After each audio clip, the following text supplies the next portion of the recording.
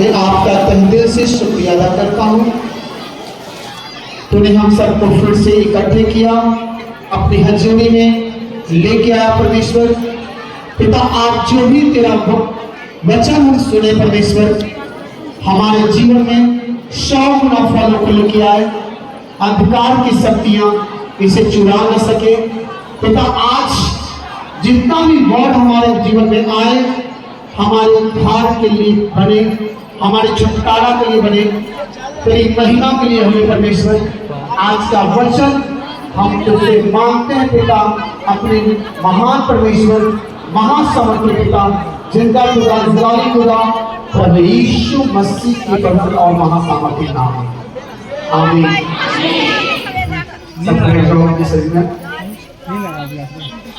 जितने लोग हो,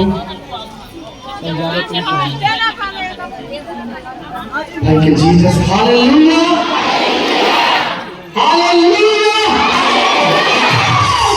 कितने लोग आनंदित हैं? तारीफ करो। बाहर वाले बच्चों से तारीफ करेंगे सारे लोग। हालेलुया। आज आप सब ब्लेस हो यीशु मसीह के नाम में। मैंने कहा आप सब ब्लेस हो यीशु मसीह के नाम में। आज आपके छुटकारे का दिन है और मुझे विश्वास है कि आज परमेश्वर आपके जीवन में बड़ा काम करेगा और आप बड़ी महिमा के साथ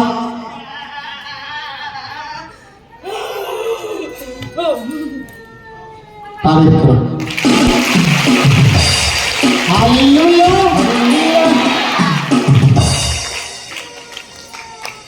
सच में आज आप छुटकारे का दिन है आपके लिए। आमीन। आज खुदा ने हमें आपके लिए भेजा है गुड न्यूज के साथ, और मुझे विश्वास है कि आज का वचन परमेश्वर आपके लिए नया मोड़, नया रास्ता, नई उपलब्धियों को भेजेगा यीशु मसीह के नाम में। आमीन। इसलिए हर आदमी अपने पड़ोसी से बोलो कि आज का वचन, अपने पड़ोसी को बोलो आज का वचन ध्यान से सुनना, क्योंकि तेरा सुनना छुटकारे का कारण बन सकता है। तेरा सुनना उद्धार का कारण बन सकता है। तेरा सुनना और समझना तेरी महिमा के कारण बन सकता है। तारीफ करो। हालेलुया। अभी आपने अब तक आपने सुना परमेश्वर का प्रेम, उसका विश्वास, उसका नम्रता, उसका दीनता, लेकिन सबसे बड़ी बात, परमेश्वर आपको ऊंचा करना चाहता है। परमेश्वर आपको छुड़ाना चाहता है। परमेश्वर आपको बचाना चाहता है, आपको निकालना चाहता है, और आप निकलोगे। क्यों निकलोगे? क्योंकि आपने देखा कि आज बड़ी बड़ी गवाहियां परमेश्वर खड़ा कर रहे हैं। जब आप गवाहियों को सुनते हो और उस गवाहियों को अपने लिए रिसीव करते हो और प्रार्थना करते हो परमेश्वर से कि परमेश्वर जैसे तू यहां गवाहियों को दे रहा है, ऐसा ही गवाही मेरे जीवन में दे, तो परमेश्वर आपके लिए, गवाहियों के लिए, आपके लिए नया रास्ता खोलता है। आमीन, आमीन, आमीन। मगर गवाही मिलेगा, छुटकारा मिलेगा, परमेश्वर आपके जीवन में सारी योजनाओं को पूरा करेगा, लेकिन क्या आप अपनी गवाहियों को लेने के लिए तैयार हो, ये आपके ऊपर है। परमेश्वर आपको छुड़ाना चाहता है उन दुखों से, उन बीमारियों से, उन परेशानियों से, समस्याओं से, लेकिन क्या आप छूटना चाहते हो? अगर आप छूटना चाहते हो, वो तैयार है छुड़ाने के लिए। देखो, हालेलुया, आज आपके लिए बेहतरीन दिन होने वाला है। आमीन, हालेलुया। अभी शांत रहो, अभी तुम्हारा वक्त नहीं आया। हालेलुया, हाँ, हालेलुया। इसको भी आप समझ में आ रहा है? देखो, ये क्यों चिल्लाना शुरू किया पता है? इसको दिख गया कि आज क्या मिलने वाला है। Hallelujah, hallelujah. इसलिए पहले ही इसको डर लग रहा है। Hallelujah, hallelujah. इसलिए आज तैयार रहो। कितने लोग छुटकारा लेके जा रहे हैं? तारीफ करो अपने लिए। मैंने कहा था आप छुटकारा लेके जाओ यीशु मसीह के नाम पे। ऑनलाइन चर्च, मैं कह रहा हूं आप छुटकारा लेके जा रहे हैं यीशु मसीह के नाम में। सिरघाटी ब्रांच आप छुटकारा लेके जा रहे हैं यीशु मसीह के नाम में। पटना ब्रांच, पाली ब्रांच, अगर मेरी आवाज को आप सुन रहे हो तो मैं आपको घोषणा करता हूं आप बड़ी गवाही लेके आ रहे हो यीशु मसीह के नाम में। जितने भी ऑनलाइन यूट्यूबर अभी आप देख रहे हो, ध्यान से सुनना, क्योंकि सुनना तेरे फायदे के लिए होगा। और मैं विश्वास करता हूं ऑनलाइन आप बड़ी गवाहियों के साथ आने वाले हो। इसको ले जाओ, ले जाओ, ले जाओ, ले जाओ, अभी ले जाओ।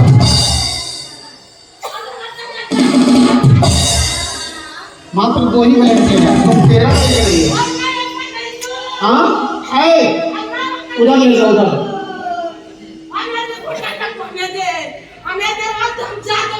और कोई नहीं है, हमारा ड्यूटी क्या है?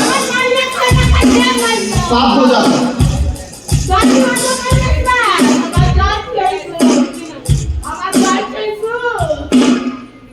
हालेलुया। देखो ये अभी से सिग्नल दे रहा है कि हाँ आज जाएगी। सच में आप छुटकारा पाने वाले यीशु मसीह के नाम में। आइए हम एक वचन की ओर चलते हैं। अगर आप अपने जीवन में बेहतरीन कामों को देखना चाहते हो, सुनो गौर से।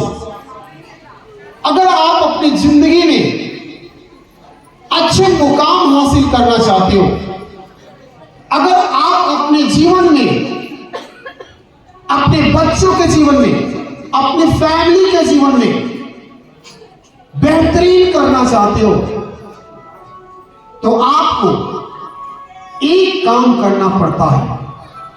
वो काम होता है डिसिप्लिन। डिसिप्लिन का मतलब क्या होता है? अनुशासन। आपके अंदर अनुशासन होना चाहिए परमेश्वर के साथ। मैं आपसे पूछता हूं, दुनिया में कोई भी काम मुझे बताओ, कोई भी काम या कोई भी सेक्टर जो बिना अनुशासन का है, बिना डिसिप्लिन का है। एक काम मुझे बताओ, है धरती पे कोई ऐसा काम नहीं है। एक भी काम आपको बिना अनुशासन के नहीं मिलेगा। और जहां पे अनुशासन नहीं होगा, जहां पे कानून नहीं होगा, वहां का माहौल, वहां के लोग तित्र मित्र हो जाएंगे, भटक जाएंगे और अंततः उनकी अंत हो जाती है। परमेश्वर ने आपको संभाला है और आपको सजाया है। इस धरती पर आप स्वभाव, आपको नहीं पता कि आप कौन हो। आपको जिस दिन पता चल जाएगा कि आप कौन हो, आप जान जाओगे कि आप कौन हो। कल हमारी नाइट प्रेयर थी और हमारे साथ कुछ लोग वॉलंटियर, सारे वॉलंटियर थे। कुछ लोग को समझ में आया भी होगा, क्योंकि वो आज तक रिजल्ट नहीं दे पा रहे थे। तो कल की रात की मीटिंग में उनका दिमाग खुला कि मैं क्यों नहीं रिजल्ट ले पा रहा हूं। अगर कल की जो वचन आपको मिला होगा और उसको आप मनन करेंगे, तो याद रखना, आप बड़े मुकाम को हासिल करने वाले यीशु के नाम में। अनुशासन सबसे बड़ा बदलाव लेकर आता है। बिना अनुशासन के आप एक कदम नहीं चल सकते हो। आप क्या करो, अगर देखना है रोड पे चलते और रॉन्ग साइड चलो, क्या हो जाएगा? कभी भी आपके साथ घटना घट सकता है, क्योंकि आपने अनुशासन को तोड़ दिया। आपको चलना चाहिए बाएं साइड से, आप चल रहे हो दाहिने साइड से, क्या होगा? एक्सीडेंट हो जाएगा। सोने से लेकर, उठने से लेकर, बैठने से लेकर, खाने से लेकर, पीने से लेकर, हर काम के लिए अनुशासन होना बहुत ही जरूरी है।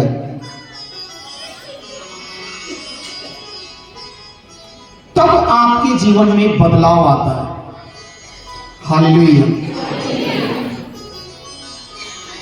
उसी तरीके से मसीह जीवन में, मसीह लाइफ में आपको कुछ अनुशासित नियम को फॉलो करनी होती है। वो उनके लिए जो बेहतरीन अपना बनाना चाहते हैं, अपने जीवन को बेहतरीन बनाना चाहते हैं, अपने आप को बदलना चाहते हैं, अपने बच्चे को बदलना चाहते हैं, अपने फैमिली को बदलना चाहते हैं, अपने परिवार को बदलना चाहते हैं, अपने घराने को बदलना चाहते हैं। मैं उनके लिए मैं बात कर रहा हूं। उनके लिए बात नहीं कर रहा हूं जो सिर्फ आए हैं चंगाई लेने के लिए। वो अपने वंशों को बचाने के लिए यहां आए हैं। मैं उनके लिए बात कर रहा हूं। मैं उनके से बात नहीं कर रहा हूं जो सिर्फ आए हैं कि उनका पैर में दर्द है, जाएंगे दर्द ठीक हो जाएगा। मैं उनसे बात नहीं कर रहा।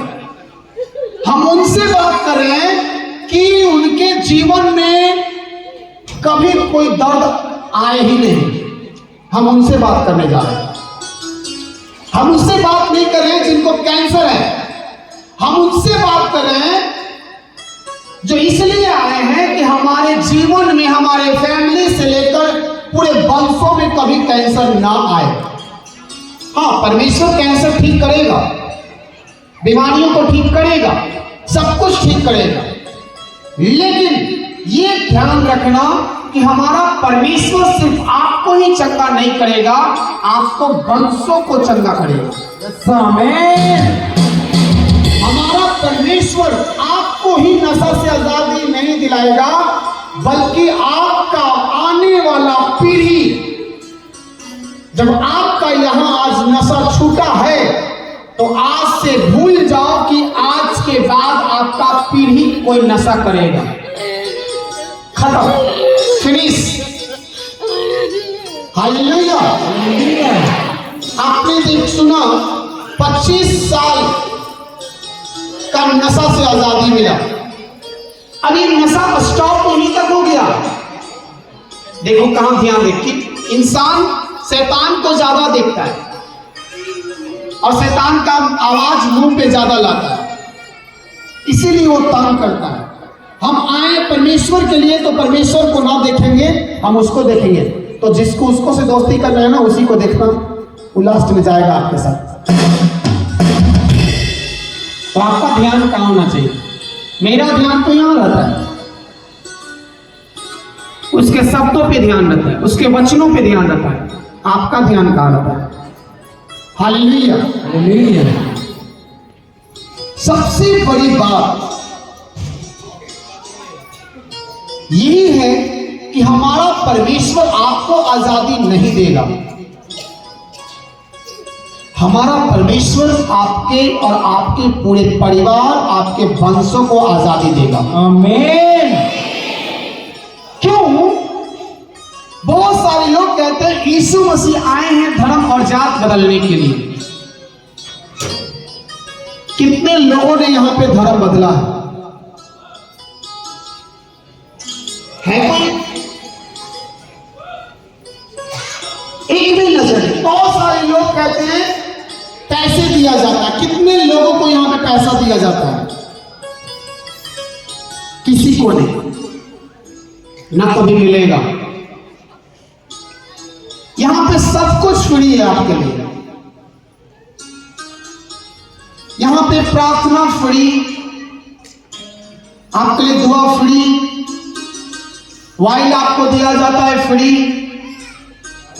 आप प्रेयर रिक्वेस्ट लिखते हो फ्री, बपतिस्मा फ्री, आपके लिए 24 घंटा प्रार्थना भी अगर होता है तो फ्री में, 36 घंटा की प्रार्थना आपके लिए होता है फ्री में। यहां तक कि 40-40 दिन की प्रार्थना होती है आपके लिए फ्री में। यहां तक कि आपके घरों को भी महाअभिषेक किया जाता है फ्री में। यहां तक कि आपकी फैमिली को भी महाअभिषेक किया जाता है फ्री में। यहां किसी चीज के लिए चार्ज नहीं है, किसी चीज के लिए चार्ज नहीं है, सब कुछ फ्री में। जानते हो क्यों? क्योंकि परमेश्वर ने मुझे सारी ये चीजें दिया है फ्री में। परमेश्वर ने मुझे छुटकारा दिया फ्री में, सामर्थ्य दिया, अभिषेक किया फ्री में। तो परमेश्वर से मैंने कहा कि जब तुम मुझसे फ्री में किया, मुझे फ्री में किया है, मेरा कोई तो चार्ज नहीं लिया, तो मैं भी कभी किसी से चार्ज नहीं लूंगा। ये मेरा वायदा है परमेश्वर के साथ। हालेलुया। हालेलुया। बहुत सारे लोग मुझे देने की कोशिश किया, लेकिन मैंने उन्हें मिनिस्ट्री से निकाल दिया, क्योंकि मुझे नहीं चाहिए। क्योंकि संसार में आज पैसे के पीछे लोग भागते हैं, हम भागते हैं अपने पिता के पीछे। बहुत सारे लोग कहते हैं कि मैं यहां जुड़ा हूं, लेकिन मैं कहता हूं मैं जुड़ा हुआ नहीं हूं प्रभु से। उसने मुझे पैदा किया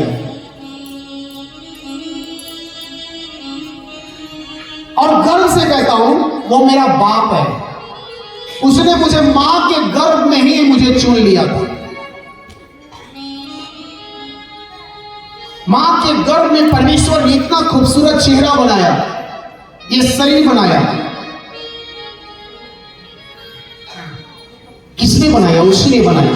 और जब मैं इस दुनिया में आया तो वो मेरे लिए रोटी का व्यवस्था किया। इतने अच्छे से अनाज देता है, वो फल देता है, वो सब्जियां देता है, हमारी हर जरूरतों को वो मेरी पूरी कर रहा है। ये कौन कर सकता है? एक ही कर सकता है, जो पिता अपने बच्चे के लिए कर सकता है, और दूसरा कोई नहीं कर सकता। दूसरा कोई नहीं कर सकता। और इसीलिए वो सर्वशक्तिमान है, सर्वश्रेष्ठ है, और उसी का बेटा, वो सर्वशक्तिमान परमेश्वर का बेटा, एकलौता पुत्र प्रभु यीशु मसीह इस दुनिया में आया। वो इस दुनिया में आया तो जात और धर्म बदलने के लिए नहीं आया, वो धार्मिकता को खड़ा करने के लिए आया। धार्मिकता का मतलब क्या होता है? धार्मिकता का मतलब कि आपके जीवन में बदलाव,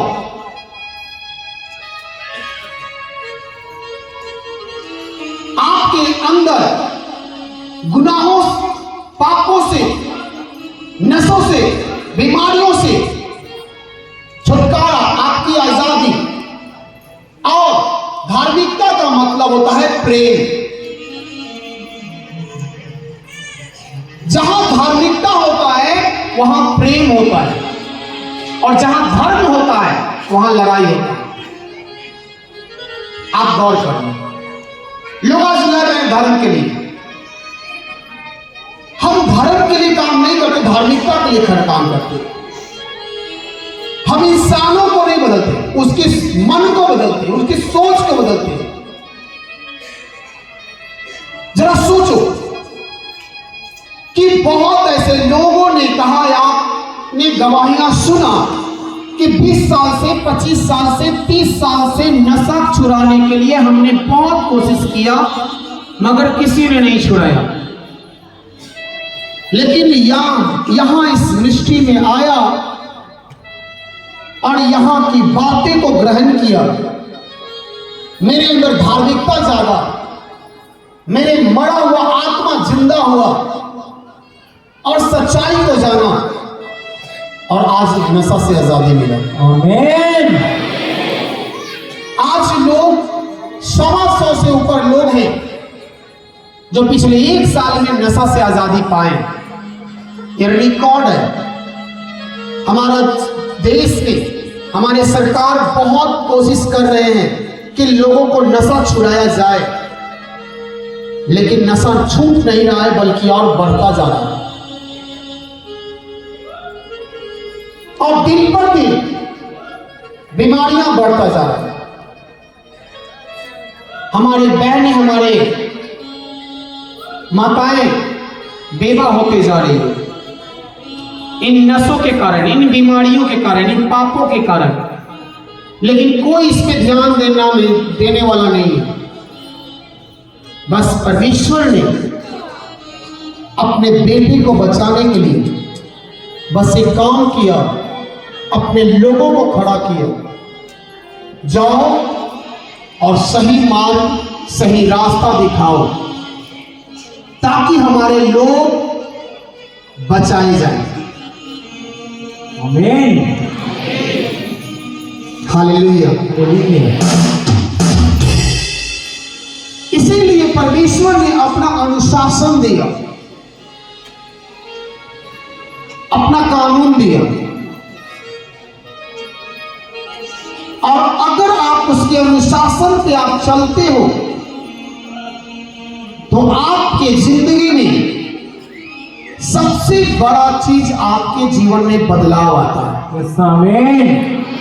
मैं फिर से कह रहा हूं, आज मैं उनसे कदापि नहीं बात करूंगा जो चंगाई लेने के लिए आते हैं। आज मैं उनसे बात करने जा रहा हूं जो सच में अपने पूरे परिवार, अपने घराने को बीमारियों से, नशों से, इन पापों से, व्यभिचारों से, दुष्टात्माओं से आजादी दिलाना चाहते हैं।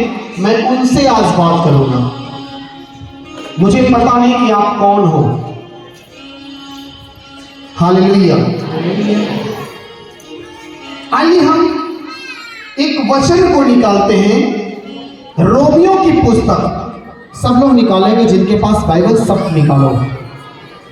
और अगर आपके पास परमेश्वर का वचन नहीं है, आप अधूरा हो आज। मैं बार बार कहता हूं, परमेश्वर का वचन आपके हाथ में होना चाहिए।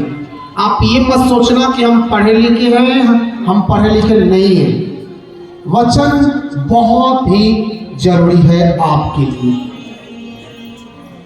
देखो हम पढ़ते हैं परमेश्वर का न्याय, क्या लिखा है यहाँ पे, रोमियो की पुस्तक उसका 2 अध्याय हम सब निकालेंगे, पेज नंबर 209, पेज नंबर 209। और यहां पे लिखा है परमेश्वर का न्याय। हमारा परमेश्वर न्यायी परमेश्वर है, न्याय करने वाला है, अन्याय नहीं करने वाला है। हालेलुया। और वो न्याय ऐसा न्याय करता है कि जो कभी सोच नहीं सकते हो। वो दूध का दूध और पानी का पानी अलग कर देता है। हालेलुया। इसीलिए हम एक वचन को इसमें पढ़ते हैं, क्या लिखा है, पढ़िए। अतः हे दोष लगाने वालों, तू कोई क्यों नहीं हो, तू निरुत्तर है, क्योंकि देखो क्या लिखा है, सब हम पढ़ते हैं इसको, सब लोग अपना देखो। लिखा है अतः हे दोष लगाने वाले, तू कोई क्यों ना हो, तू निरुत्तर हो। आज देखा जाए तो आज हमारे देश में, हमारे राज्य में, हमारे जिले में, हमारे घरों में, हमारे गांव में, मोहल्ले में हर इंसान एक दूसरे के ऊपर दोष लगा रहा है। हर इंसान एक दूसरे के ऊपर दोष लगा रहा है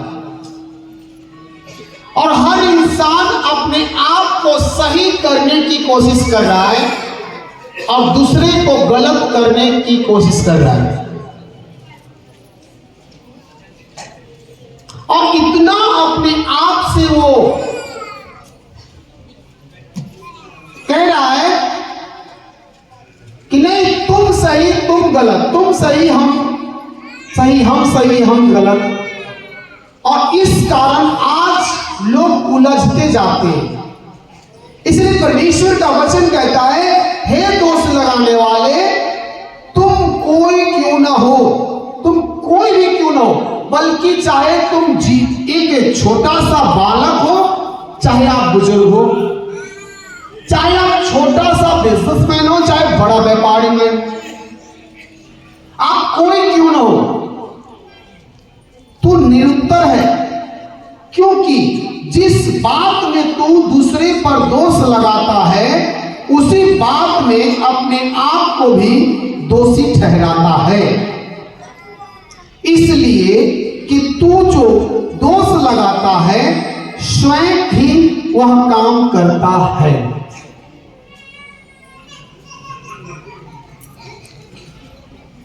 तू जो काम करता है और दूसरे को बोलता है तू गलत है, पहले अपने आप को देखो। अगर आपको इसको जांचना है, अपने आप को चेक करना है, सबसे पहले एक काम करना, अपने घर में एक आईना रखो बड़ा सा। आप जब किसी से लड़ने जा रहे हो, आप झगड़ते हो, किसी को गाली देते हो, किसी को दोष लगाते हो, आप कुछ मत करना, अपने घर में एक आईना लगाना और उस आईना के सामने मॉर्निंग में और नाइट में जाना और अपने आप से बात करना और पूछना, क्या मैं निर्दोष हूं? क्या मैं निर्दोष हूं? क्या मैं पवित्र हूं? क्या मैं परमेश्वर के बेटे के जैसा हूं? क्या मैं अपने पिता के साथ वफादार हूं? क्या मैं अपने मां के साथ वफादार हूं जिसने हमें जन्म दिया? क्या मैं अपने बिजनेस में वफादार हूं? क्या मैं अपने लोगों में वफादार हूं? क्या मैं सही हूं? हर बात को अपने अंदर लेना। आप जिससे बहस करते हो, एक काम करना, आप जिससे बहस किया, जिससे लड़ाई करते हो, जिससे झगड़े करते हो, आज रात में जाकर सोचना और आईने के सामने बैठना, क्या हमने लड़ाई किया है तो सही किया है? क्या किसी को दोष लगाया है तो क्या मैं दोष सही लगाया? क्या मैं जिसको श्राप दिया हूं, क्या मैंने सही किया? अपने आप को चेक करना, आपको पता चल जाएगा कि आप कौन हो और आप क्या कर रहे हो। इंसान आज अगर गड्ढा में गिरते जा रहा है दिन पर दिन, इंसान अगर केस मुकदमाओं में फंस रहा है, तो इसके पीछे वो खुद कारण है, क्योंकि उसका सबसे बड़ा कंट्रोल उसका मुंह पे नहीं है। और बाइबल कहता है, बाइबल कहता है उद्धार के लिए मुंह से अंगीकार करना जरूरी है। जब आपके अंदर खुद कमी होगा, आप दूसरे को दोष लगाओगे और आप गिर जाओगे। इसलिए परमेश्वर का वचन लिखा है, हे दोष लगाने वाले, तू कोई भी क्यों ना हो, पहले अपने आप को जांच ले। तू जिस काम को तू करता है या करती है, तू अपने आप को जांच, तू है कौन? आप कहते हो मेरा पति मेरा नहीं सुनता, और आप अपने पति को नीचा गिराने की कोशिश करते हैं। बहुत सारी महिलाओं को मैं देखता हूं कि अपने पति की बुराई बहुत ज्यादा करती है एक दूसरे के सामने। और बाइबल कहता है पति पत्नी का सिर है, पति पत्नी का सिर है, और वो पत्नी क्या करती है? लोगों के बीच में जाती है, अपने पति को बुराई करती है। मेरा पति प्याक्कर है, मेरा पति खराब है, मेरा पति बेकार है, मेरा पति मेरे जैसे लायक नहीं है। अब एक बात बताना, आज जाके सोचना बैठो, जो ऐसा करते हो, जिसको से आप अपने पति की बुराई कर रहे हो, क्या वो आपके घर का मामला को सुधार देगा? सुधार देगा? क्या वो आपके पति को सुधार देगा? सही रास्ता दिखा देगा? नहीं दिखाएगा। और जो अपनी पत्नी के ऊपर दोष लगाते हैं, आपकी पत्नी जिसे परमेश्वर ने कहा तुम अपनी पत्नियों से प्रेम करो, क्या जो प्रेम आपकी पत्नी देगी, क्या वो प्रेम देगा जिससे आप शिकायत कर रहे हो अपनी पत्नी को? नहीं। अगर किसी बीच आपके जीवन में कोई घटना घटता है, तो क्या आपके वो लोग जिससे आप बुराई कर रहे हो, क्या वो आपको साथ देगा? नहीं देगा। इसलिए कहा जाता है तू कोई क्यों ना हो, तू निरुत्तर हो, निरुत्तर। तुम कुछ नहीं हो, तुम कमजोर हो, क्योंकि तुम्हारे अंदर ही सबसे पहले बुराई है। और जब तक तुम अपने अंदर की बुराई को नहीं निकालोगे, तुम नहीं बच पाओगे। अगर तुम्हारे घर में लड़ाई झगड़े होते हैं तो सबसे पहले तुम्हें बदलना पड़ेगा। इसीलिए मैं कहता हूं आप अपने घरों में जाकर आईना रखो, एक बड़ा सा, ये छोटा वाला आईना नहीं, बड़ा वाला आईना जिसमें आपका चेहरा यहां से लेकर यहां तक दिखे, और उसके सामने खड़ा होकर 5 मिनट हर दिन सुबह में और 5 मिनट रात को अपने आप को देखो। सुबह में देखो कि क्या मैं जो करने जा रहा हूं क्या मैं सही करूंगा या करूंगी। और रात में जब आओ तो आप ये देखो कि दिन भर में जो आपने जो कार्य किया है क्या आपने सही किया है कि गलत किया है। जब ये आप करोगे तो आपके अंदर बड़ा एक रिजल्ट लेके आएंगे और अपने आप को आप पहचान लोगे कि आप हो कौन। हालेलुया। परमेश्वर हमें बचाना चाहता है, परमेश्वर हमें संभालना चाहता है, परमेश्वर हमें जिलाना चाहता है, क्योंकि हम उसके संतान हैं। वो हमारा पिता है और हम उसके पुत्र हैं। इसीलिए सबसे पहले अपने मुंह के ऊपर चौकसी करो। अनुशासन ये कहता है कि सबसे पहले दूसरे को बदलने से पहले आप खुद को बदलो। आप खुद को नहीं बदलोगे और दूसरों को बदलने जाओगे, आप वहीं पे दोषी ठहर जाओगे। इसीलिए बाइबल कहता है, क्योंकि जिस बात में तू दूसरे पर दोष लगाता है उसी बात में अपने आप को भी दोषी ठहराता है। उसी बात, इसलिए कि तू जो दोष लगाता है स्वयं वह काम करता है। कितने लोग चाहते हो कि आपके बच्चे नशा कभी जिंदगी में हाथ न लगाए, आपका बच्चा कभी नशा ना करे। आज जाना अपने घर में और आईना के सामने अपने आप को देखना,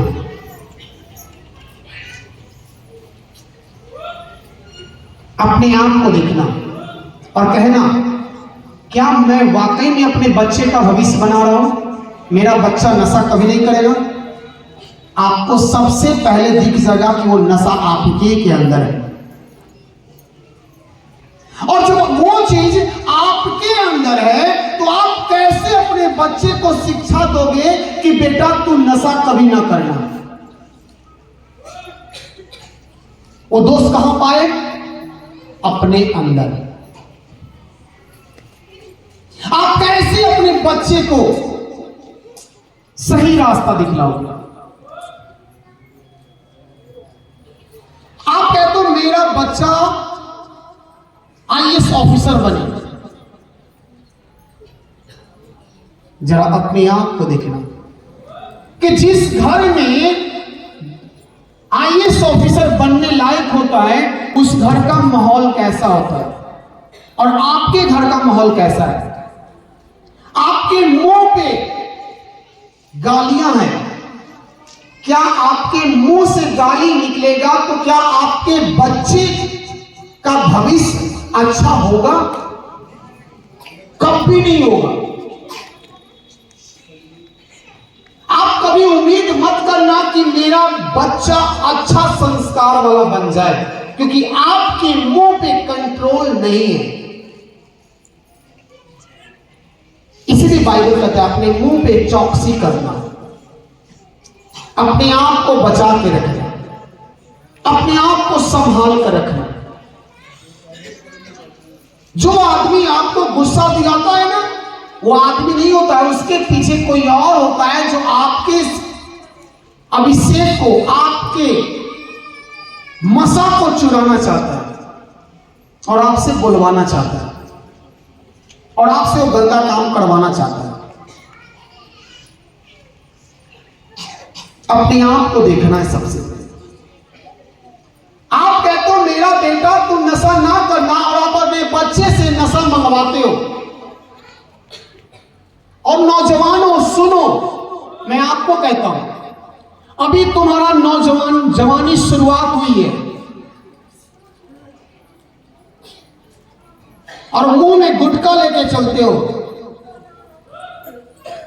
ऐश मौज करते हो, गर्लफ्रेंड और बॉयफ्रेंड के चक्कर में पड़े हो, तो याद रखना, आज तुम्हारे साथ एक और दो गो गर्लफ्रेंड है, कल तुम्हारा बेटा तुम्हारी बेटी 4-4 गर्लफ्रेंड रखने वाली है।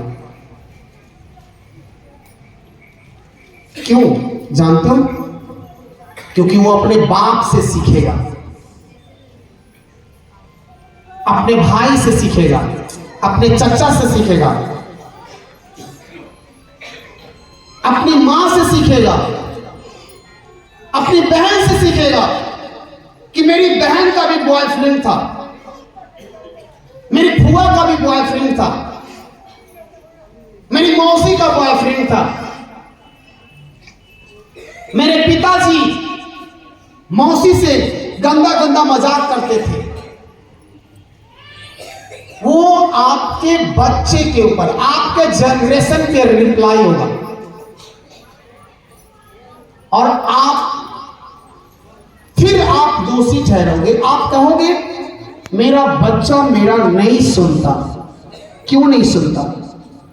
क्योंकि आपने ये बीज बोया है। आप घर में गंदा गाना बजाओगे, वो गाना बजाओगे जिस गाना को आप सिखा नहीं सकते हो। कितने लोग हो जो अपने बच्चे को भोजपुरी गाना गाने के लिए सिखाओगे? हाथ उठाओ। जो जिस गाने पे आप नाचते हो वो गंदे गाने, क्या आप अपने बच्चे को सिखाएंगे? जो आज रोड में गाड़ी में लोग बजाता है, लोग डीजे में नाचता है, बाराती में नाचता है, क्या उस गाने को आप अपने बच्चे को सिखाओगे? आप सिखाओगे? लेकिन आप तो नाचते हो।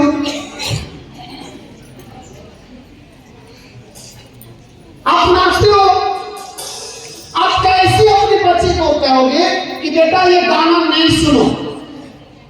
बच्चा देख रहा है कि मेरा बाप उसी गाना पे नाच रहा है, मेरी माँ उसी गाना पे नाच रही है, बेटी देख रही है कि शादी में मेरी माँ गंदे गंदे गालियां निकाल रही है, मेरी बहन गंदी गंदी गालियां निकाल रहा है, और आप सोचोगे कि मेरा बच्चे का भविष्य संवर जाए।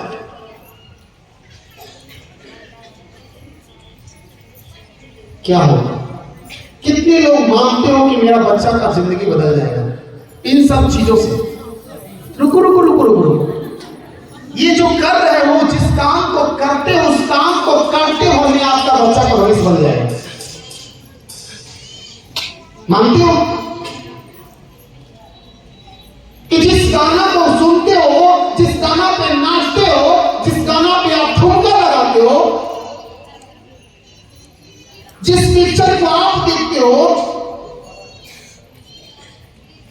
जो बातें आपके मुंह से निकलता है, जो मजाक गंदे मजाक आपके मुंह से निकलता है, वो मजाक से आपके बच्चे का भविष्य बन जाएगा।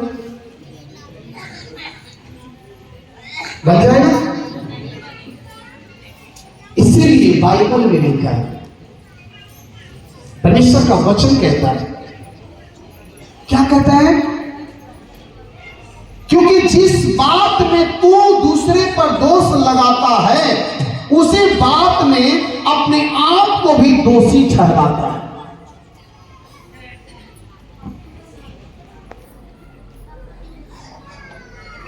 अब आप आज से जाकर आईना, अपने घर में एक आईना जरूर खरीदना, और जिस काम को आप करते हो उस काम के विषय में 5 मिनट सोचना।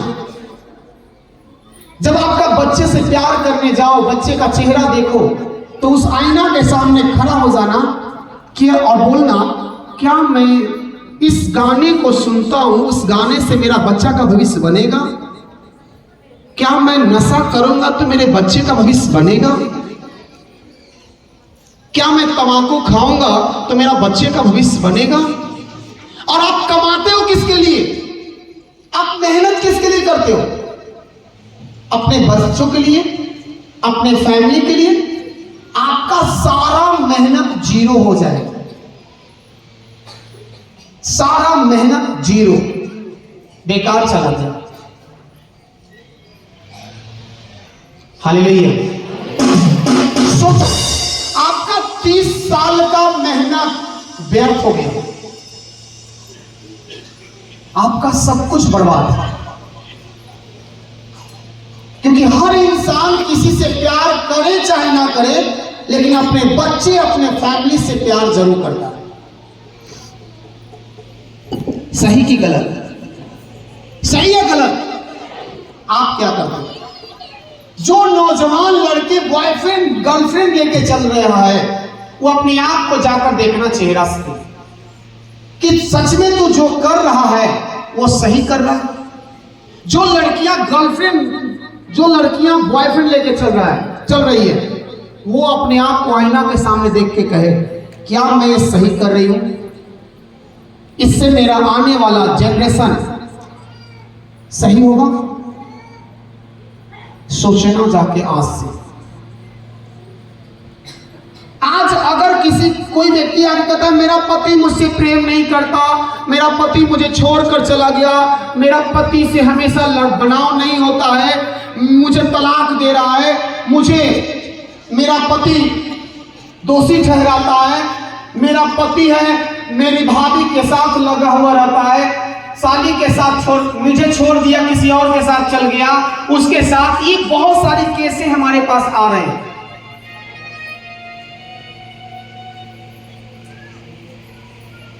क्यों ऐसा हो रहा है? अब जाकर आप जब पति के बारे में बोल रहे हो, जितने लोगों के साथ ऐसा हो रहा है, कुछ मत करना, किसी से कुछ मत कहना। आज ही जाना अपने घर में आईना के सामने खड़ा होकर पूछना कि क्यों मेरे पति मुझसे प्रेम नहीं करता, क्यों मेरे पति मुझसे छोड़कर चला गया। उत्तर आपको मिल जाएगा। जिसका बेटा आपसे बात नहीं मानता, वो खुद जाकर देखना कि क्या मैं अपने फैमिली, अपने बच्चे के लिए मैंने ये किया है सही। जब आप अपने बच्चे के साथ वफादार नहीं हो, जब आप अपने फैमिली के साथ वफादार नहीं हो, तो आप स्वर्गीय पिता के साथ कैसे वफादार हो सकते? जिस बच्चे को जन्म देते समय आपको दर्द हुआ, उसके साथ वफादार नहीं हो, जो आपकी आंखों के सामने है, और वो सर्वशक्तिमान परमेश्वर को जिसको आप आज तक देखे भी नहीं हुआ, उसकी बातों पे कैसे विश्वास करोगे? वो तो अनदेखा है, वो उसका कोई आकार ही नहीं है, वो कभी दिखा ही नहीं है। आप उसको कैसे देखोगे?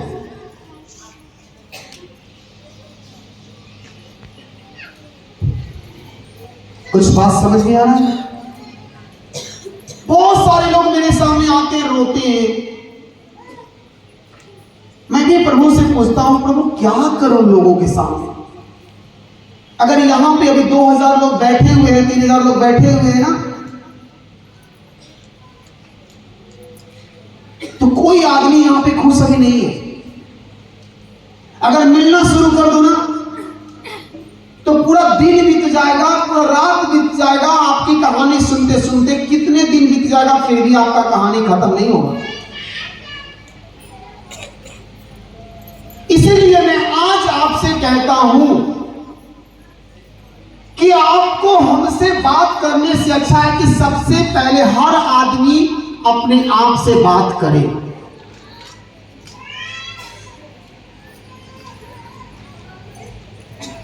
ये मिनिस्ट्री, हॉली क्राइस्ट फायर मिनिस्ट्री, परमेश्वर का वरदान समझो आपके लिए है, जो आपके जीवन को संवारने के लिए आपको धरती पर भेजा गया है। आमीन। मुझे नहीं पता कि परमेश्वर क्या बताना चाहता है। ये जो मेरे अंदर से आवाज निकलता है, मेरा आवाज नहीं होता। मैं तो सोचता भी नहीं हूं कि क्या आज बोलूंगा, कभी नहीं, कोई तैयारी मेरी नहीं होती। बस इतना कहता हूं, परमेश्वर की हजूरी में आने से पहले परमेश्वर मेरा मुंह मेरा माइक बन जाए और मेरा आवाज तेरा शब्द बन जाए। बस इतना ही कहता हूं परमेश्वर से। मैं इतना ही कहता हूं, ये लोग तेरे बेटे और तेरी बेटियां हैं, ये लोग कैसे संभलेंगे, ये तू ही कर सकता है सब कुछ। क्या किसी मनुष्य को कहने से कोई नशा छोड़ देगा? अगर मनुष्य के कहने से कोई अगर नशा छोड़ देता तो आज हमारे देश में नशा ही नहीं होता।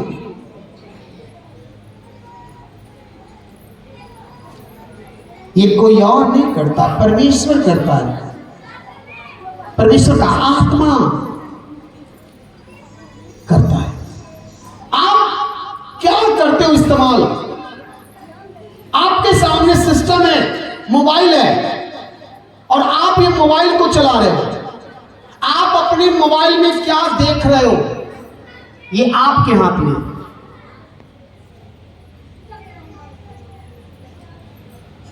मेरे जीवन की शुरुआत होती है तो परमेश्वर का वचन के साथ होती है। दिन की शुरुआत होता है तो परमेश्वर के वचन के साथ होता है। रात की अंत होती है, सोने के समय अंतिम तक परमेश्वर के वचन तक। यहां तक कि परमेश्वर जैसे कहता है, आज हमारी दिन भर की रोटी आज हमें दे। जब आप प्रार्थना करते हो तो दिन भर की रोटी क्या है? परमेश्वर का वचन। परमेश्वर मुझे बता, आज अगर 5 तारीख है तो आज का वचन मेरे लिए क्या है? कल अगर 6 तारीख है तो कल का मेरे लिए वचन क्या है? परसों 7 तारीख है तो मेरे लिए 7 तारीख के लिए वचन क्या है? कितने लोगों के पास हर दिन का अपना पर्सनल परमेश्वर से बातें करने का एक वचन होता है? किसी के पास नहीं होगा। परमेश्वर का बाइबल वचन कहता है, जब आप प्रार्थना करते हैं, हमारे पिता तू जो स्वर्ग में है, तेरा नाम पवित्र माना जाए, तेरा राज्य आए, पिता जैसे तेरी इच्छा स्वर्ग में पूरी होती है, पृथ्वी पर भी तेरी इच्छा पूरी हो। पिता, आज हमारी दिन भर की रोटी आज हमें दे। तो दिन भर की रोटी क्या है? परमेश्वर का वचन। आपका आंख खुलता है तो परमेश्वर का वचन आपके आंखों के सामने दिखता है? नहीं दिखता। परमेश्वर ने कहा, अगर तू अपने मिनिस्ट्री को बदलना चाहता है तो दिन भर की रोटी, हर दिन का रोटी तू रख। क्या है हर दिन का रोटी? एक कैलेंडर अगर है वहां पे तो लेके आओ, पीछे से दौड़ कर जाओ। अगर मेरी आवाज कोई भी सुन रहा है तो देखो, मैं आज आपको हर दिन का आपको वचन देता हूं। कैसे वचन होता है आपके पास? ऐसा नहीं, आपकी फैमिली के लिए क्या वचन है, आपके बच्चों के लिए क्या वचन है। वचन ही आपको बचा सकता है।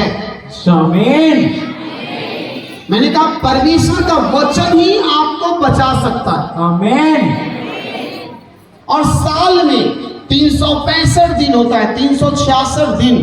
क्या 366 दिन, 365 दिन आप भोजन करते हो कि भूखे भी रहते हो? अगर आपके पास हर दिन का रोटी अगर आपके पास नहीं है, यानी कि हर दिन का परमेश्वर का वचन आपके पास नहीं है,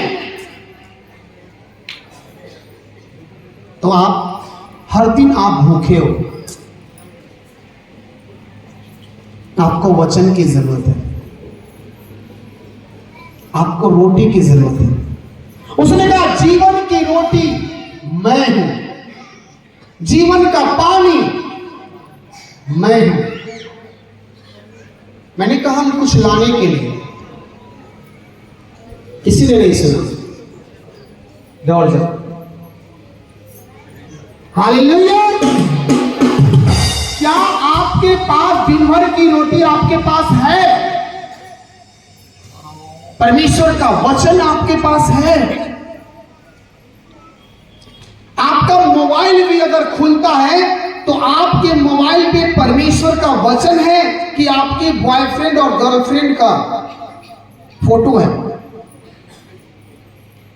जब मेरी कोई भी वचन खुलती है, कोई भी मोबाइल, चाहे दोनों में से कोई भी मोबाइल हो, चाहे आप मेरे घर में एंट्री करोगे दरवाजा पे भी तो परमेश्वर का वचन सामने नजर आता है। क्योंकि मुझे दिन भर की रोटी मुझे चाहिए। आपके पास क्या आपके घर में परमेश्वर का वचन है? अगर वचन नहीं है आपके बीच में, यही वजह है कि आपके मुंह से वचन के बदले आपके मुंह से गाली निकलता है। ये क्या है? हर दिन का रोटी है। आज कितना तारीख है? 5। आज का वचन देखो क्या है। फरवरी का महीना 5 तारीख। हे परमेश्वर, हमें तेरे मंदिर के भीतर तेरी करुणा पर ध्यान किया है। आमीन। आज का वचन क्या है? हे परमेश्वर, हमें तेरी मंदिर के भीतर तेरी करुणा पर ध्यान किया है। आमीन। आप कहां भी हो? आप कहां हो? आप हो कहां? परमेश्वर के भवन में। और परमेश्वर के भवन में आप हो और परमेश्वर का वचन कहां? आज भी भवन के नाम आ गया। हे परमेश्वर, हमें तेरे मंदिर के भीतर तेरी करुणा पर ध्यान किया है। परमेश्वर आपके वचन से बात करता है। हालेलुया। हर दिन का आप देखो, डेट और तारीख के साथ कर लेंगे। हर महीने का, जनवरी, फरवरी, मार्च, अप्रैल, पूरे 12 महीने। ये जनवरी की शुरुआत अगर हो तो आपका साल कैसा शुरुआत हो? देखो क्या लिखा है, जितने कामों में तू हाथ डालेगा उन सबों कामों पर यहोवा आशीष देगा। आमीन। सब बोलो आमीन। आमीन। यानी कि साल का पहला ही मेरे जीवन में ये वचन आया कि जितने काम पे तू हाथ डालेगा 2023 में वो काम तेरे लिए सफल हो जाएगा। आमीन। लेकिन किसके लिए होगा? जिसके पास दिन भर की रोटी है। आप बच्चे के लिए खिलौना ले सकते हो, लेकिन 30 रुपया, 40 रुपया, 50 रुपया खर्च नहीं कर सकते परमेश्वर के वचन के लिए। इसीलिए आप 2 चीजों से आप अनाथ हो। परमेश्वर का वचन कहता है, मैं तुझे अनाथ ना छोड़ूंगा। लेकिन कैसे नहीं छोड़ेगा? उसने कहा, मैं अंत के समय में अपना आत्मा सभी लोगों पे उड़ेल दूंगा। अब किस पे अपना आत्मा उड़ेलेगा? जो उसके वचनों को पढ़ेगा, जो परमेश्वर की हजूरी में बना रहेगा, जो परमेश्वर की बातों को फॉलो करेगा, बुराई से दूर भागेगा। अंत में क्या करेगा वो? अंत के समय में मैं अपना आत्मा सभी मनुष्यों के ऊपर उड़ेल दूंगा। फिर उसने क्या कहा? अंत के समय में तेरे बेटे और तेरी बेटियां भविष्यवाणी करेंगी। आमीन। बाइबल में लिखा है। लेकिन कब करेगी? कब करेगी? जब आप सच्चाई और खराई के साथ चलोगे। मैंने क्या कहा? पहले ही कहा, परमेश्वर आपको चंगा नहीं करेगा, परमेश्वर आपके वंशों को चंगा करेगा। अगर 1 साल का बच्चा अगर आपके गोद में है, 6 महीना का बच्चा अगर वो इस मिनिस्ट्री में आ गया है, परमेश्वर की हजूरी में आ गया है, उस बच्चे का वंश अब बढ़ता जाएगा यीशु मसीह के नाम। बस एक ही काम करना, उसके वचनों को आप चलते हैं, उसके वचनों को फॉलो करते हैं। परमेश्वर का वायदा ही है, वो लिखित के साथ कहता है, लिखित के साथ, वो बोलता नहीं है, वो लिख के दे दिया है। और बाइबल कहता है आकाश टल सकता है, पृथ्वी टल सकता है, परंतु मेरा वचन कभी नहीं टलेगा। हालेलुया। उसने आज से कई हजार साल पहले बाइबल में लिख दिया था कि देखना मैं देश देश में महंगाई करूंगा। कितने लोग पढ़े? महंगाई। आज लोग सरकार को दोष दे रहा है, ये सरकार जब से आए ना महंगाई कर दिया। सुनो, आज आप इस सरकार को दोष दे रहे हो, कल उस सरकार को दोष दे रहे हो, परसों उस सरकार को दोष दे रहे हो, परसों उस सरकार को दोष दे रहे हो। इसमें दोष किसी का नहीं है, ये लिखा हुआ है बाइबल में। आप देखना चाहते हो? मैं दिखाता हूं। आमोस की पुस्तक निकालो फिर से, सब लोग जिनके पास बाइबल है, आमोस की पुस्तक आप निकालो, उसका पढ़ो, 8 अध्याय का 11 आयत को पढ़ो। क्या लिखा है? Page number 1072 1072। आज आप लड़ रहे हो, सरकार को दोष लगा रहे हो। अब बताओ, पहले सरकार आया था कि पहले बाइबल आया था? बाइबल। हाँ जी, पहले सरकार की पहले बाइबल। बाइबल। अब देखो यहां पे क्या लिखा है 11 में, परमेश्वर यहोवा यूं कर, परमेश्वर यहोवा की यह वाणी है, देखो ऐसे दिन आते हैं जब मैं इस देश में महंगी कराऊंगा। अब बोलो अब किस पे दोष लगा रहे हो? आप किस पे दोष लगा रहे हो? आप बोलते हो कोरोना आ गया। इस वचन में पहले लिखा है, ऑलरेडी पहले लिखा हुआ है। क्या लिखा हुआ देखो, 10 में लिखो, 2020-21 आपके सारा त्योहार खत्म हो गया। कितने लोगों को ये बात पता है? सारा त्योहार, शादी, पार्टी, फंक्शन सब खत्म हो गया था। जितना डांस बाजा सब खत्म हो गया था। कितने लोगों को बात पता है? जिनको पता है वो हाथ उठाओ। खत्म हुआ था। अच्छा, ये तो 2020-21 में हुआ था, लेकिन यहां लिखा है, देखो क्या लिखा है इसी वचन में। हम 10 को पढ़ेंगे। क्या लिखा है? मैं तुम्हारे पर्वों के उत्सव को दूर करके विलाप कराऊंगा और तुम्हारा सब गीतों को दूर करके विलाप के गीत गवाऊंगा। मैं तुम सब की कटी में टाट बांधूंगा और तब तुम सब के सिरों को मुड़वाऊंगा और ऐसा विलाप कराऊंगा जैसे एकलौते के लिए होता है, और उसका अंत कठिन दुख के दिन सा होगा। विलाप का गीत गाया लोग। एक झटका, एक सर्दी, खांसी, बुखार पूरी दुनिया को हिला दिया। देश को नहीं हिलाया, पूरी दुनिया को हिला दिया। अब मैं आपसे पूछता हूं, क्या 2020 के पहले सर्दी, खांसी, बुखार आया था कि होता था कि नहीं होता था?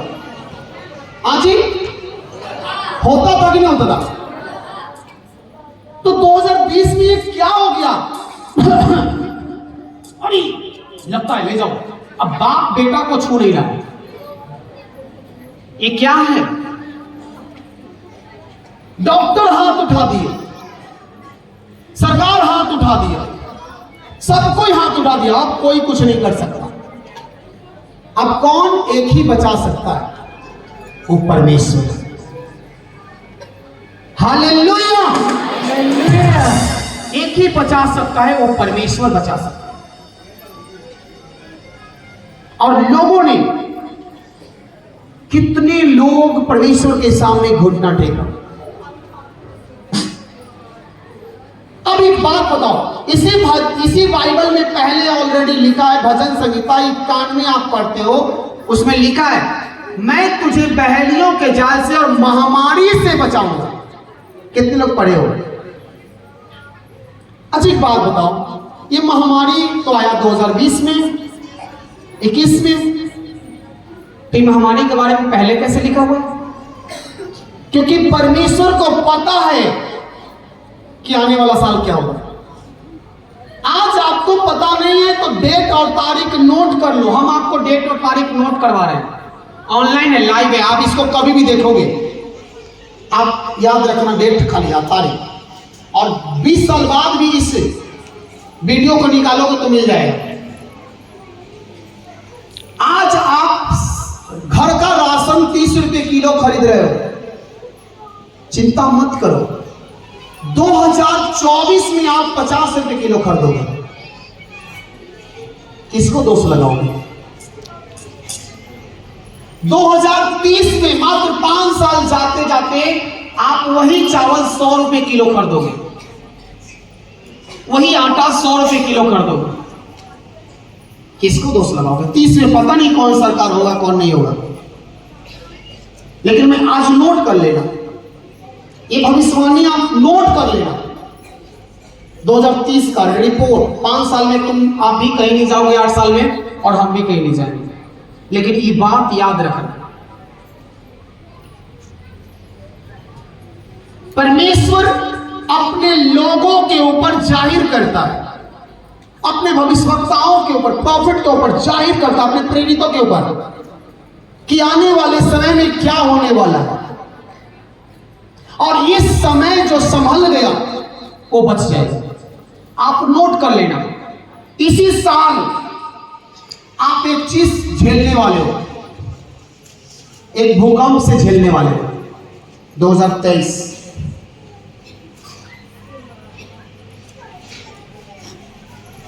आप देखना, आप सुनोगे कि इस भूकंप के कारण कितना घर बर्बाद हो गया। आप देखना,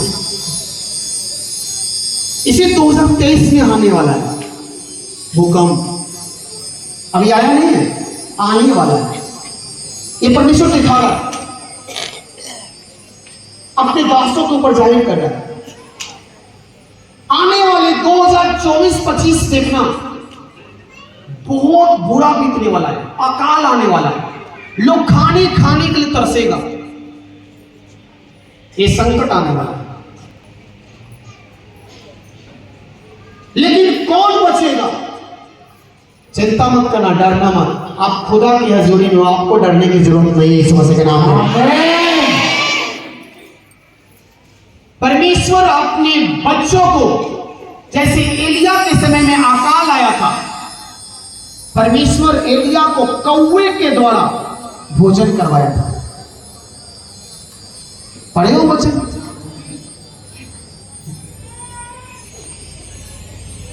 हालेलुया। मैं एक अनाउंसमेंट करना चाहूंगा, कभी भी मोबाइल इस्तेमाल मत करना मीटिंग में, हॉल में। अगर आपको देखना ही है ना, यूट्यूब में लाइव चल रहा है, आप 20 साल के बाद भी आज का मीटिंग निकालोगे, निकल जाएगा, घर में जाकर देख लेना। लेकिन अगर कुछ लोग यहाँ पे गलतियां करते हैं, क्या करते हैं?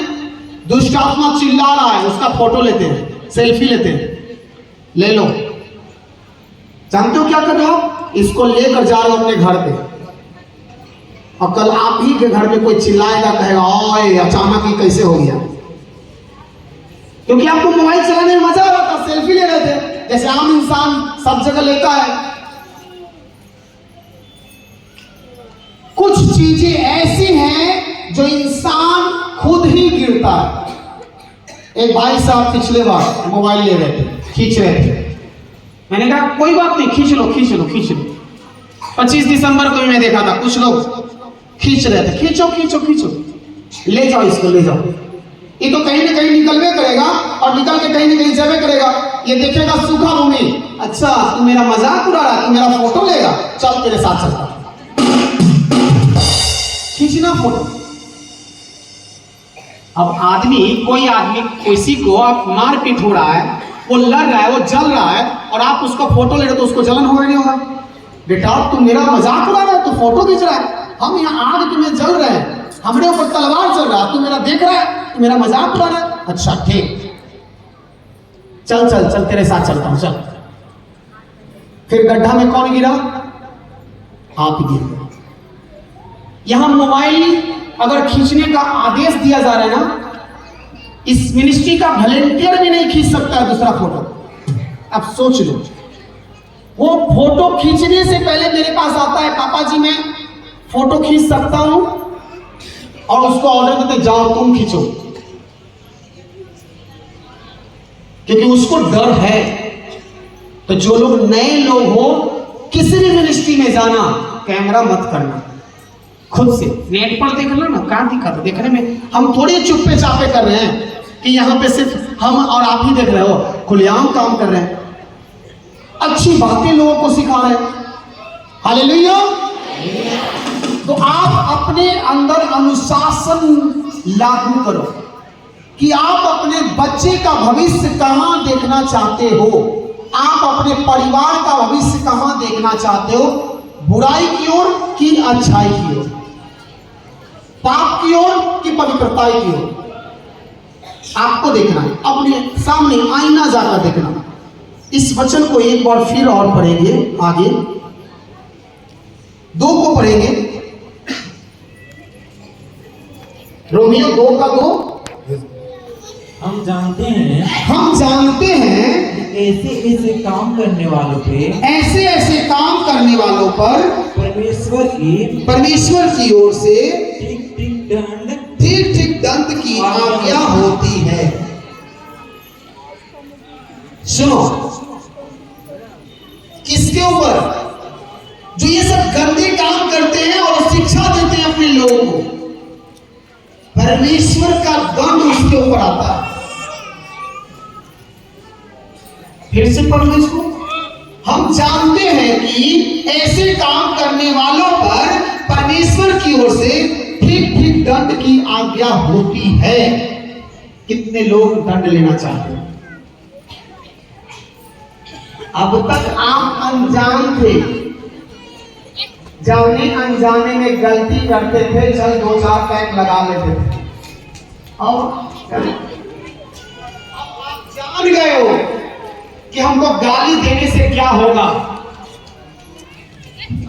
अब आप जान गए हो कि किसी को सरापने से मुझे क्या मिलेगा, वो दंड आप ही को मिलेगा। बहुत सारे लोग अपने बच्चे को सरापते हैं। अगर आपका बच्चा बदमाशी करता है तो आप अपने बच्चे को क्या कहते हो? मार के तुमको गोड़ हाथ तोड़ देंगे, तुम बहुत बदमाशी करता है, यही बोलते हो ना? कितने लोग अपने बच्चे को ऐसा बोलते हो?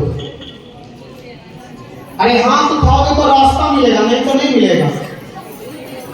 देखो, सारे लोग अपने बच्चे को बोलते मार के गोड़ हाथ तोड़ देंगे। अच्छा, कितने लोग अपने बच्चे को बोलते हो बेटा तू बहुत बिगड़ गया, जैसा तेरा बाप है तू वैसा ही बन गया, बोलते हो ना?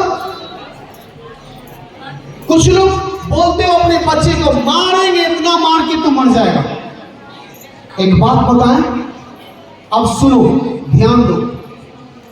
जितने लोग अपने बच्चे को ऐसे श्राप देते हैं, और लोग क्या बोलते हैं जानते हो क्या बोलते हैं? अरे माए के श्राप नहीं पड़ता है। अच्छा, बड़ा प्यार से संसार में हमको सीखने को मिलता है कि माए बाप का श्राप नहीं पड़ता है। तो सुनो, जिस समय आपने बोला कि मार के गोड़ हाथ तोड़ देंगे, उस समय नहीं टूटेगा। वो अपनी जिंदगी में कभी ना कभी उसका हाथ पैर टूटेगा। आज नहीं टूटेगा, आपने बीज आज बोया, चाहे वो आप 5 साल में आप उसके बोले तो 10 साल में हाथ टूटे, पैर टूटे, या 15 साल में टूटे, या 20 साल में टूटे, कभी ना कभी टूटेगा। कुछ लोग कहते मेरा बबुआ के क्या हो गया, हाथ टूट गया, पैरवा टूट गया। तुम जाकर आईना के सामने याद करना कि कभी ऐसा घटना घटा तो तेरे मुंह से कुछ निकला था कभी? तो आपने अपने बच्चे को गोड़ हाथ खुद तोड़ा है, कोई दूसरा कोई नहीं तोड़ा। याद करना। आप बोलते हो मारेंगे कि मर जाएगा, वो बच्चा आपका मरा नहीं, लेकिन याद रखना जैसे ही आप बोलते हो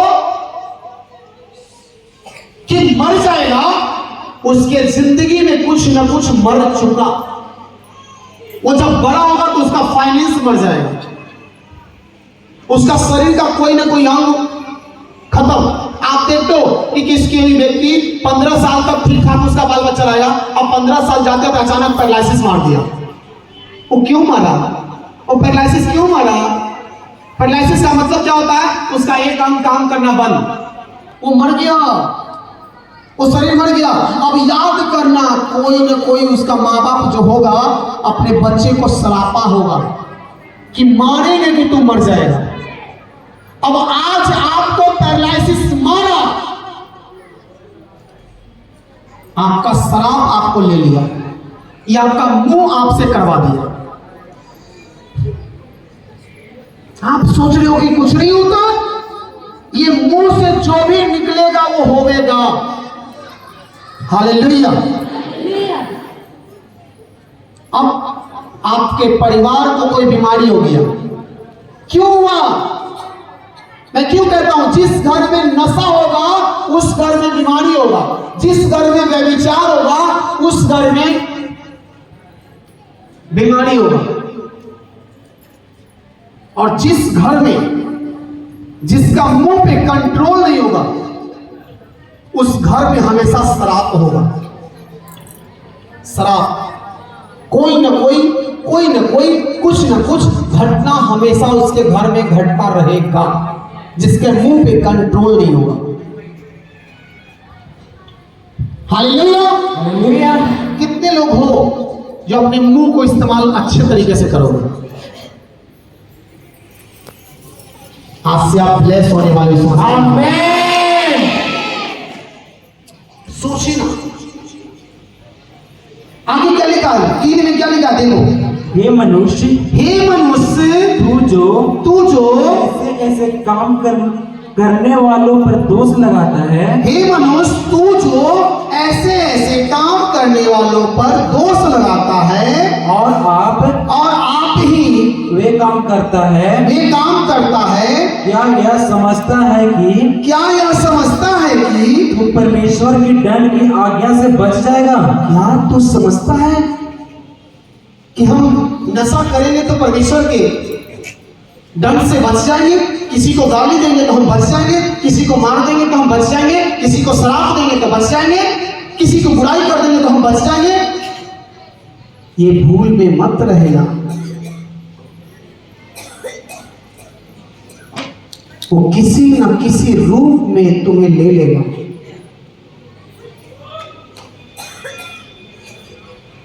कभी न कभी वो पड़ जाएगा आपके ऊपर।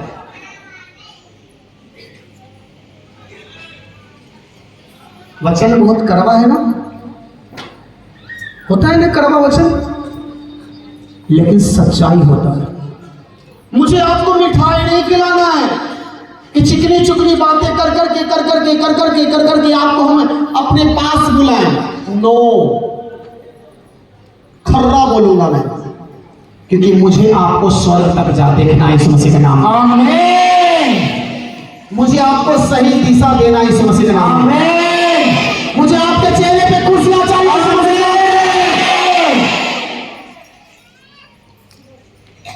मुझे मिठाई देकर शुगर आपको नहीं देना है, करेला खिला खिला के, नीम खिला खिला के शुगर भगाना है इस मसीह के नाम में।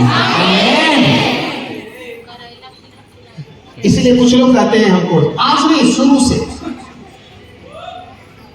वचन देते हैं, करेला की तरह कड़वा लगता है इनका वचन। कुछ लोग जानते हो क्या कहते हैं? बहुत सारे लड़के लड़कियां यहां नहीं आते। जानते हो क्यों नहीं आते? जानते हो क्यों नहीं आते? कुछ लोग मुझसे बोलते हैं अगर वहां चल जाएंगे तो हम चोरी पकड़ा जाएगा। वो साफ कहते हैं, वहां भाई सीटी स्कैन लगा हुआ है, गलती से सामने मत जाना, आना तो पूरा बायोडाटा निकल जाएगा। कितने लोगों को बायोडाटा निकला है कभी? हाथ उठाओ तो देखते हैं। चोरी पकड़ा गया, अब लाश के मारे उठाएंगे नहीं। Hallelujah hallelujah. लेकिन यहां बैठे हुए हैं कुछ लोग। अच्छा, कितने लोग कहता है कि वहां मत जाना न तो पकड़ा जाएगा? जिनको लोग कहा है,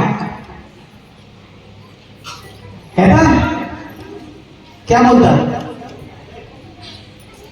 क्या बोलता है? हमारे गांव में तो बोलते हैं वहां नहीं जाएंगे, वहां सब पूरा पूरे खुल जाता है। हालेलुया। मैंने क्या कहा? चीनी खिला के और रसगुल्ला खिला खिला के आपको शुगर नहीं दूंगा। कितने लोग चाहते हो कि मेरा जीवन सही रास्ता से चलना शुरू हो जाए? ये वचन आपको लेना बहुत जरूरी है। Hallelujah hallelujah. हमें आप ही को नहीं, हमें पूरे बिहार झारखंड यूपी को बचाना यीशु मसीह के नाम में।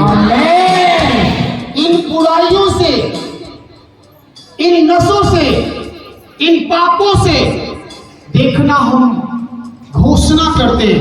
आज हमारे बिहार को लोग क्या बोलता है? जब आप बाहर में जाते हो कमाने तो बाहर वाले लोग क्या बोलते हैं? ए बिहारी आ गया। बिहारी का कोई वैल्यू नहीं है। मैं घोषणा करता हूं, एक दिन आएगा जो हमारे बिहार के नाम पे सैल्यूट मारेगा लोग। हमारा बिहार सबसे राज्यों में ऊंचा बनने वाला है इस मसीह के नाम में।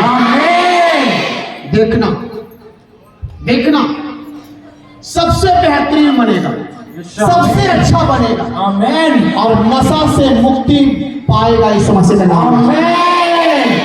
खुदा से मैं कुछ नहीं मांगता, परमेश्वर से एक ही प्रार्थना करता दिन रात, परमेश्वर मेरे बिहार के लोगों को बचा लेना।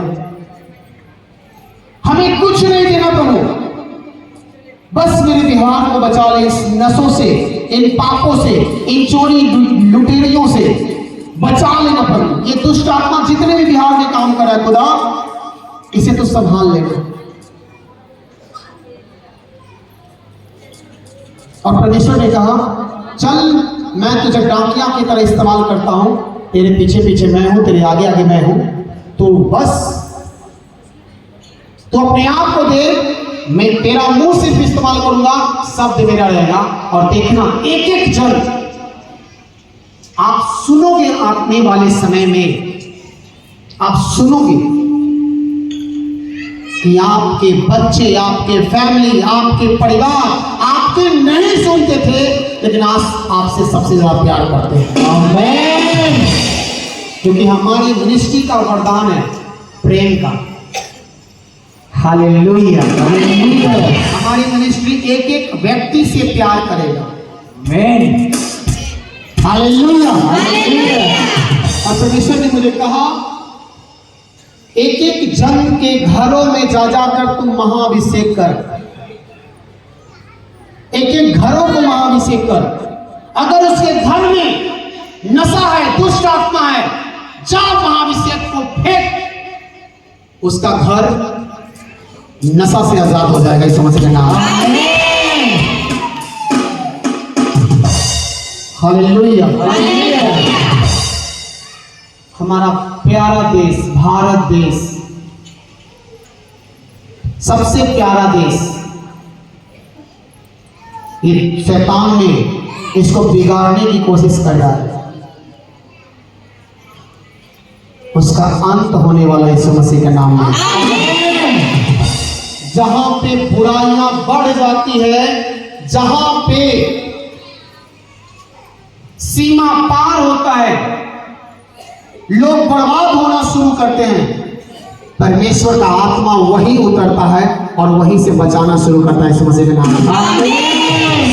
आप सब बच चुके हो यीशु मसीह के नाम में। मैंने ये नहीं कहा कि आप बचने वाला, मैं कह रहा हूं आप बच चुके हो यीशु मसीह के नाम में। आपका घराना बचाए जा चुका है इस मसीह के नाम में। आपका फैमिली, आपके पति, आपके भाई, आपके परिवार बच चुका है इस मसीह के नाम में। आपके घरानों से नशे की आत्मा जा रहा है इस मसीह के नाम में।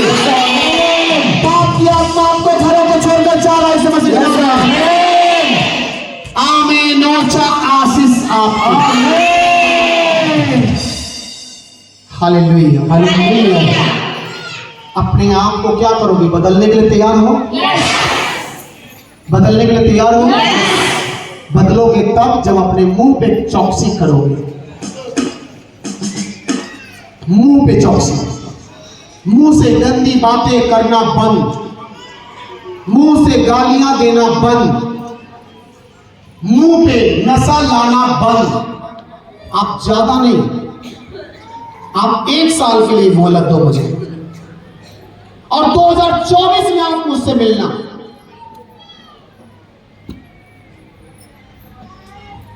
मैंने कहा ना, 2023 में एक एक चेहरे पे मुस्कान आएगा, 2024 में फटाक कर हंसने वाले यीशु मसीह का नाम। एक एक चर्च, बड़ी ब्लेसिंग, बड़ी बड़ी गवाहियों को देखो। ये तो रही परिवार की बात है। दूसरी बात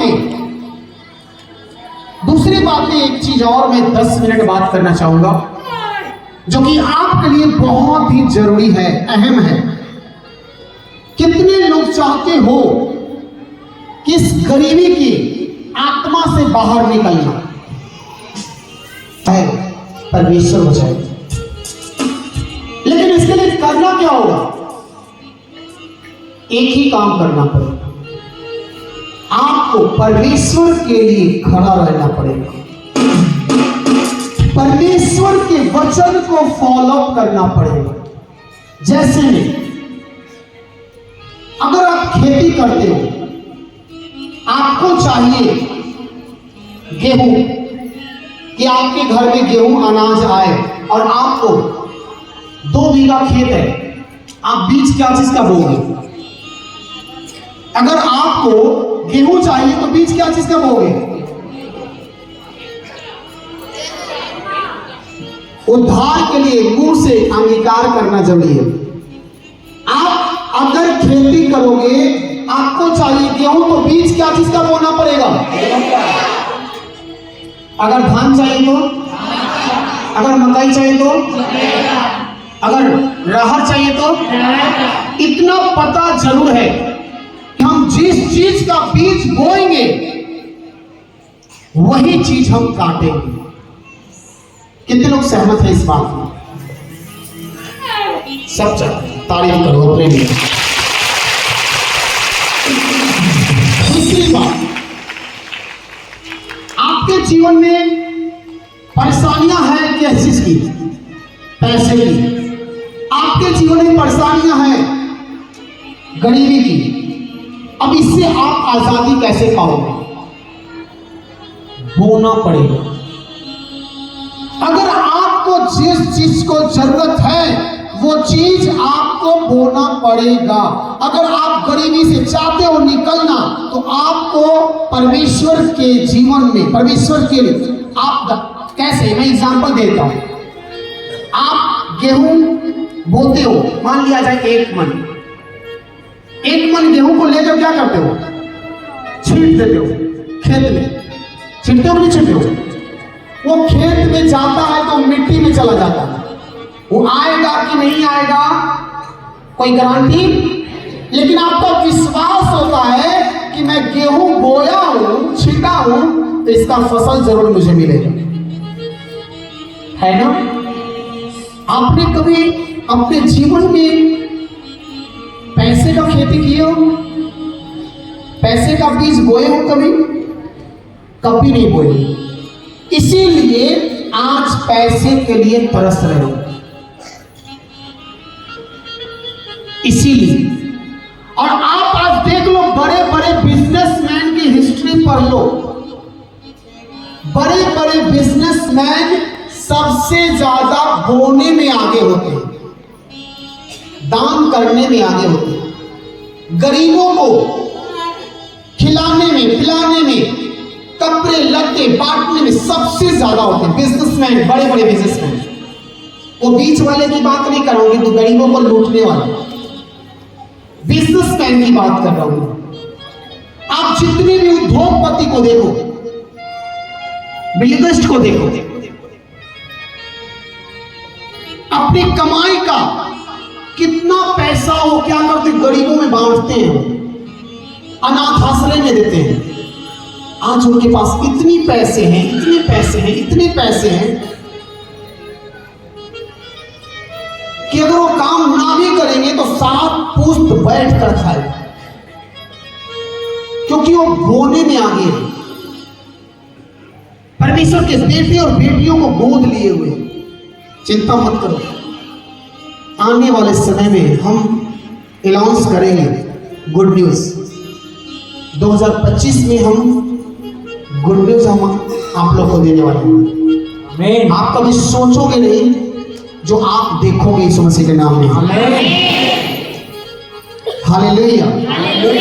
अगर आपको इस गरीबी से निकलना है तो आपको गरीबी का फसल काटना पड़ेगा और अमीरी का बीज बोना पड़ेगा। यानी कि आपको परमेश्वर के लिए आपको बोना पड़ेगा। 2 चीज बोना है। पहला, परमेश्वर का वचन बोना है। परमेश्वर का वचन कैसे बोएंगे? तो सुसमाचार के द्वारा